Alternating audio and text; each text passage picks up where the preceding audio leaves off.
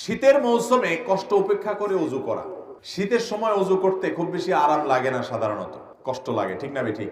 এই কষ্ট উপেক্ষা করে যারা ওযু করে তাদেরকে এই ওযুর মাধ্যমে আল্লাহ রাব্বুল আলামিন তাদের ছোটখাটো যত গুনাহ আছে সমস্ত গুনাহগুলো মাফ করে দেন এবং আল্লাহর কাছে জান্নাতি হিসাবে, ঈমানদার হিসাবে তাদের মর্যাদা এবং মর্তবা আল্লাহ তাআলা প্রমোশন করে, বৃদ্ধি করে দেন, উপরে উঠায় দেন।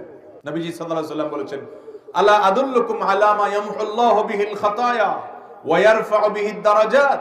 তোমাদেরকে আমি এমন কি আমলের কথা বলে দিব না যে আমলগুলো গুনাহসমূহ মাফ করে দেয় আর আল্লাহর কাছে মর্যাদা বৃদ্ধি করে দেয়। সাহাবায়ে কেরাম আমলের পাগল ছিলেন, আল্লাহর কাছে মর্যাদা বৃদ্ধি হোক সেটা চাইতেন। তারা বলতেন, অবশ্যই বলুন ইয়া রাসূলুল্লাহ।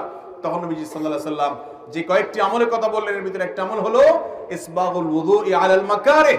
কষ্ট হয়, এরপরও ওযু করতে কার্পণ্য করে না। অতএব শীতের মৌসুমে যত কষ্ট হবে সমস্ত কষ্ট উপেক্ষা করে হলেও ওযু করার মতো সৎ সাহস